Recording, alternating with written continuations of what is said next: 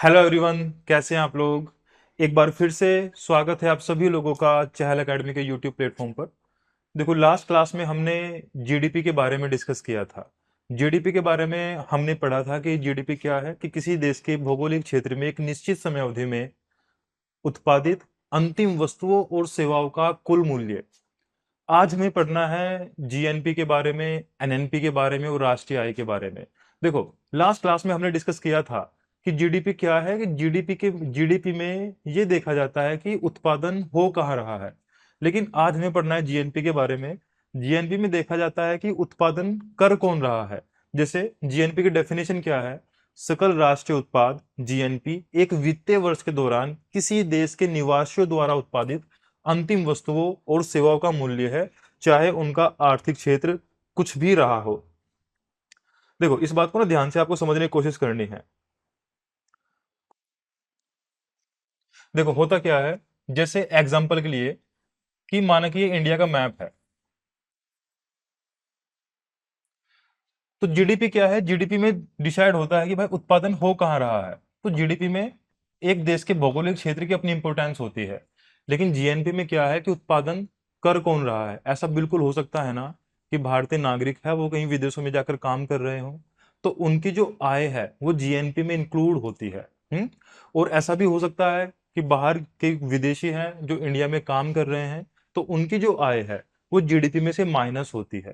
तो प्यारे बच्चों, इसलिए जीएनपी के लिए जिस फॉर्मूले का यूज होता है वो आपको एक बार समझना है।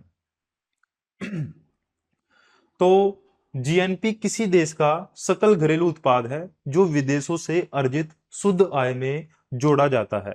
अब यहां पर आपको इस पॉइंट का ध्यान रखना पड़ेगा कि विदेशों से अर्जित शुद्ध आय का मतलब क्या है। कि विदेशों से अर्जित शुद्ध आय का मीनिंग क्या है। अब विदेशों से अर्जित शुद्ध आय का मतलब क्या है?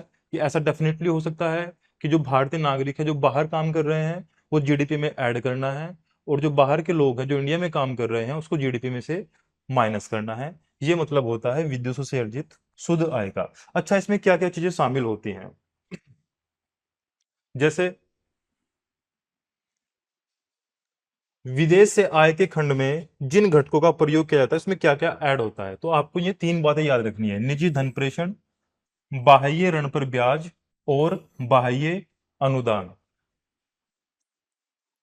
माना कि कोई पर्सन है, चलो इसका एग्जांपल समझने की कोशिश करते हैं। ये एक पर्सन है जिनका नाम है ए। अब ये यूएसए में जॉब करते हैं। अब इनकी फैमिली तो इंडिया में ही स्टैब्लिश है। तो ऐसा हो सकता है ना कि अपनी फैमिली के लिए ये कुछ रेमिटेंस या निजी प्रेषण भेज रहे हो। तो ये अपनी फैमिली के लिए जो निजी प्रेषण, जिसको हम अंग्रेजी में रेमिटेंस बोलते हैं, जो उसको भेज रहे हैं, तो वो जो है वो जीएनपी में इंक्लूड होता है। उसी के साथ साथ सेकंड पॉइंट क्या है? बाह्य ऋण पर ब्याज। भारत सरकार ने वर्ल्ड बैंक से या किसी अदर कंट्री से लोन लिया है। तो अगर लोन लिया है तो उस पर इंटरेस्ट पे करना होगा। तो जो वो इंटरेस्ट पे कर रहे हैं वो जीडीपी में से माइनस होता है। तो वो लिखा हुआ है बाह्य ऋण पर ब्याज। और थर्ड पॉइंट क्या है? बाह्य अनुदान। ऐसा बिल्कुल हो सकता है किसी कंट्री ने इंडिया को ग्रांट्स दिया हो, वर्ल्ड बैंक ने कोई अनुदान दिया हो, तो वो जीडीपी में ऐड होता है। तो आपको इस बात को बहुत ध्यान से समझना पड़ेगा।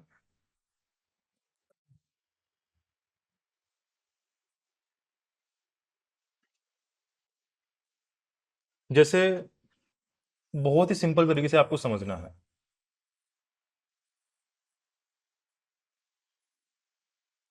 2 मिनट के लिए मान लो कि ये इंडिया है।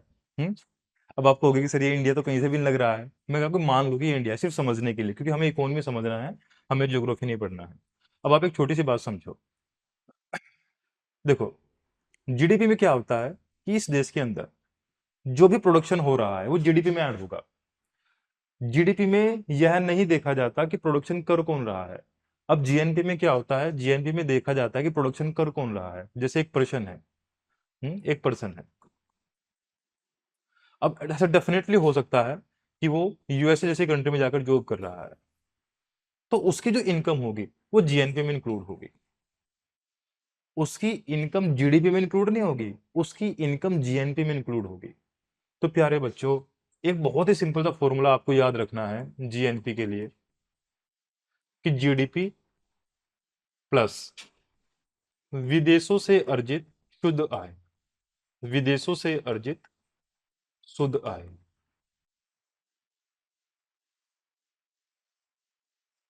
अब जो विदेशों से अर्जित शुद्ध आय है वो सकारात्मक भी हो सकती है, नकार मतलब वो पॉजिटिव भी हो सकती है और निगेटिव भी हो सकती है। पॉजिटिव कैसे हो सकती है? पॉजिटिव तब हो सकती है अगर वो तीनों चीजें जो हमने भी लास्ट क्लास में डिस्कस की थी, निजी प्रेषण, सेकंड बाह्य ऋण पर ब्याज, निजी प्रेषण, बाह्य ऋण पर ब्याज और अनुदान, अगर इनमें बढ़ोतरी हो रही है तो हो सकता है पॉजिटिव हो। लेकिन भारत के संदर्भ में सामान्यतः ऐसा होता है कि विदेशों से अर्जित शुद्ध आय जो है वो निगेटिव होती है, वो नकारात्मक होती है।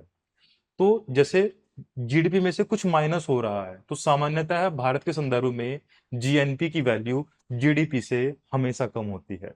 उसका कारण क्या है कि बाह्य ऋण पर जो ब्याज देना होता है ना भारत को, क्योंकि बाहर से लोन ज्यादा लेता है, तो इंटरेस्ट जो है वो देना होता है।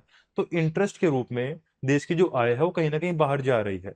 हम्म तो इसलिए जीएनपी जो है भारत के संदर्भ में जीडीपी से कम होती है। देखना ये वाला पॉइंट समझ में आया क्या? रेस्पॉन्स करो चैट बॉक्स में।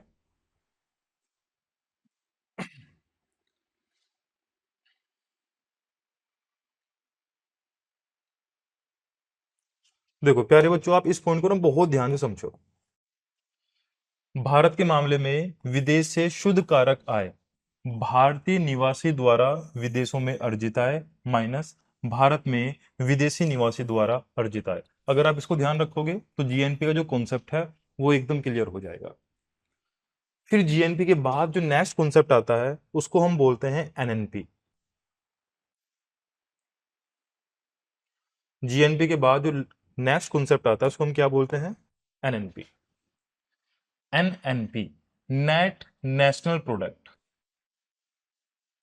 Net national product.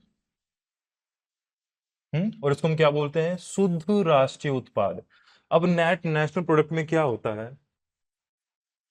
NNP is equal to GNP minus मूल्यह्रास, डेप्रिसिएशन। अब आपके मन में ये वाली बात आई होगी कि ये मूल्यह्रास क्या होता है। अब आप मुझे एक छोटी सी क्वेश्चन का आंसर करो। जैसे माने कि ये कोई फैक्ट्री है, ये कोई फैक्ट्री है, डन करे बच्चों। एग्जाम्पल के लिए माना कि ये शू बनाती है, ये फैक्ट्री जूते बनाती है। तो सिंपल सी बात है कि जूते बना रही है तो प्रोडक्शन हो रहा है तो जीडीपी में इंक्लूड होगा, ये जीएनपी में इंक्लूड होगा क्योंकि भारत में ये फैक्ट्री है। लेकिन जूते बनाने के लिए इसमें कुछ मशीनें भी होंगी ना। अब ऐसा निश्चित रूप से होगा ना कि मशीनें जो है टाइम के साथ में उनमें घिसाई होती जाएगी। माना कि मैंने एक फैक्ट्री स्टैब्लिश की जूते बनाने की और मैंने एक 10 लाख रुपए की मशीन खरीदी। क्या 1 साल बाद भी उस मशीन का प्राइस 10 लाख रुपए ही होगा क्या? निश्चित रूप से वो प्राइस कम हो जाएगा। तो वस्तुओं का उत्पादन करने में, सेवाओं का उत्पादन करने में जिन पूंजी का प्रयोग किया जाता है उसमें जो कटौती हो रही है समय के साथ, उसे ही मूल्यह्रास कहते हैं, उसे ही डेप्रिसिएशन कहते हैं। और डेप्रिसिएशन को जीएनपी में से माइनस करने के बाद जो कैलकुलेट होता है उसको बोलते हैं एनएनपी, शुद्ध राष्ट्रीय उत्पाद।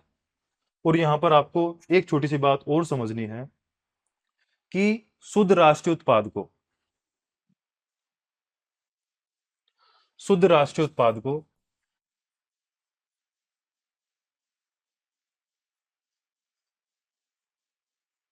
जब मार्केट प्राइस पर कैलकुलेट किया जाता है, मार्केट प्राइस या जब इसको बाजार मूल्य पर कैलकुलेट किया जाता है तो उसी को बोलते हैं राष्ट्रीय आय, नेशनल इनकम। राष्ट्रीय आय, नेशनल इनकम। डन। 2015 से पहले क्या होता था कि राष्ट्रीय आय is equal to NNP at factor cost, कारक लागत। लेकिन 2015 के बाद सीएसओ, जिसको आज एनएसओ के नाम से जाना जाता है, उसने इसकी डेफिनेशन में चेंज किया और अभी जो राष्ट्रीय आय कैलकुलेट की जाती है वो शुद्ध राष्ट्रीय उत्पाद को बाजार मूल्य पर कैलकुलेट करके फाइंड की जाती है। फिर इसके बाद में एक नेक्स्ट कॉन्सेप्ट आता है और वो है प्रति व्यक्ति आय।